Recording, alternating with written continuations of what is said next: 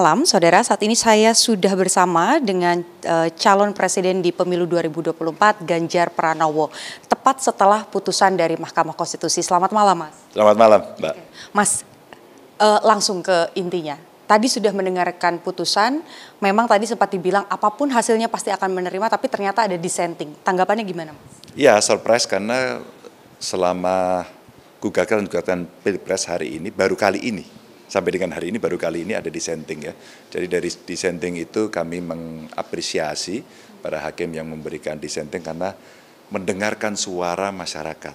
Mulai dari pertama betul-betul ditunjukkan ini bukan mahkamah kalkulator, tidak hanya sisi hasil tapi prosedur dipertimbangkan, dan kemudian pada akhirnya mereka bercerita rule of the game, rule of law, dan rule of ethics. Dan ini menurut saya ada sebagian hakim yang mendengarkan suara dari publik. Saya sangat hormat. Oke, tapi kalau melihat ini kan juga tadi Pak Mahfud bilang bahwa ini pertama kalinya dalam sengketa Pilpres ada dissenting, dan itu bisa jadi berpengaruh pada statement publik soal keabsahan dari pemenang pemilu. Mas Ganjar melihat hal yang sama juga kah soal legitimasinya? Kalau keabsahan saya kira absah. Karena yang memutuskan adalah MK. Dan inilah akhir dari seluruh proses dari Pilpres yang ada ya. Saya kira tidak ada lagi ruang lain karena tidak ada lembaga banding untuk itu. Memang ada sebagian orang yang kemudian bertanya soal legitimasi karena tidak bulatnya putusan itu, dan kontroversinya apa itu bansos, apa itu sikap aparatur yang kemarin atau tadi diungkapkan semua oleh hakim, sehingga memunculkan dissenting itu ya. Dan tentu saja dari kesaksian, bukti yang sebagian memang tidak sesuai, oh ini sudah diproses oleh Bawaslu, tapi fakta itu, data itu ada. Maka kemudian sebagian orang mempertanyakan soal legitimasi. Ya mudah-mudahan karena sudah tidak ada, saya kira pasangan terpilih tugasnya adalah untuk menunjukkan kepada publik bahwa ini benar, kami akan mengabdi untuk bangsa dan negara sesuai dengan apa yang ada dan semua yang diharapkan oleh rakyat itu. Oke, tadi 3 hakim berarti kan dengan dissenting ada catatan-catatan untuk pemerintahan selanjutnya, kemudian juga pilkada. Tapi dari Mas Ganjar sendiri sebagai sesama kontestan begitu ya dengan Pak Prabowo dan Mas Gibran yang harusnya nanti dilantik pada hari Rabu, ada pesan khusus Mas, misalnya apakah harus menjaga demokrasi, harus menjaga hukum supaya berjalan dan tidak ada lagi upaya manipulasi hukum misalnya? Kalau pelantikannya kan masih Oktober, kalau sesuai dengan jadwal masih tanggal 20 Oktober. Maka saya kira pesan itu iya. Artinya protes masyarakat seperti ini memberikan goresan, catatan dari proses demokrasi di dalam pemilu kemarin, dan itu menjadi PR untuk pasangan terpilih ini menunjukkan kepada publik bahwa kami tidak melakukan itu dan kami akan tunjukkan ini. Saya kira itu akan menjadi sesuatu yang sangat baik.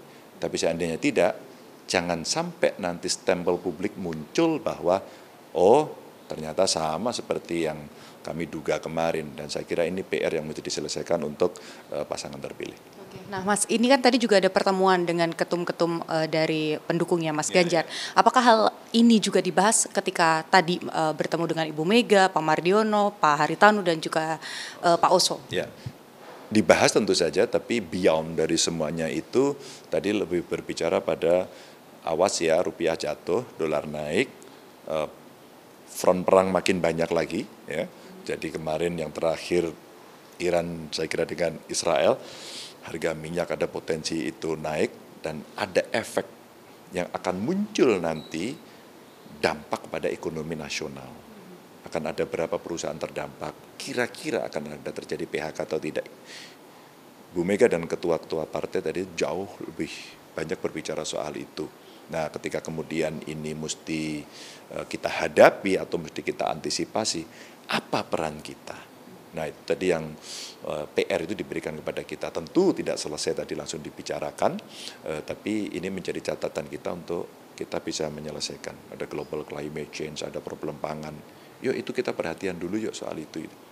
Apakah peran itu artinya menjadi pengawas dan berada di luar pemerintahan terkait sikap politik pasca putusan? Kalau saya melihat cara berpolitik, gaya berpolitik Bu Mega, saya kira iya. Saya kira Bu Mega orang yang sangat tegas pada soal ini, pasti memberikan kesempatan kepada para pemenang, maka rasa-rasanya kalau saya melihat cara Ibu berkomunikasi, terjemahan bebas saya, kita tidak akan di sana tapi kita menghormati. Maka kita akan menjadi partner yang baik, sehingga check and balances-nya akan berjalan. 3 ketua umum yang lain, Mas?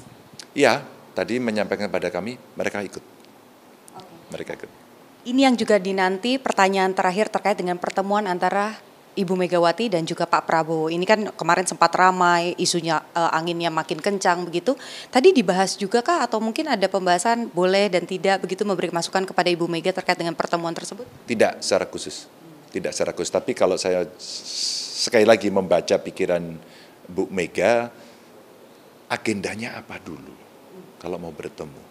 Biasanya Ibu itu kalau agendanya bangsa, negara, kondisi Republik hari ini, Ibu pasti terbuka. Tapi kalau agendanya, mohon maaf nih, mudah-mudahan saya tidak salah tafsir, kalau hanya sekedar bagi-bagi kursi, rasanya Bu Mega tidak tertarik pada soal yang sifatnya pragmatis. Kalau ideologis biasanya beliau sangat tertarik. Oke, baik. Terima kasih banyak Mas Ganjar atas waktunya untuk Kompas TV. Tadi calon presiden di pemilu 2024, Mas Ganjar Pranowo sudah bicara banyak sekali pasca putusan MK. Kita nantikan tinggal KPU nanti akan melakukan penentuan terakhir setelah putusan MK. Kemudian juga nanti ada tahapan-tahapan yang lain yang harus dilakukan. Satu pesan dari Mas Ganjar adalah setelah ini presiden terpilih dan juga wakil presiden terpilih memiliki PR besar, yakni menjaga agar demokrasi tetap terjaga dan hukum juga berjalan sesuai dengan yang seharusnya. Ini Putu Trisnanda, Janifan, Kompas TV, Jakarta.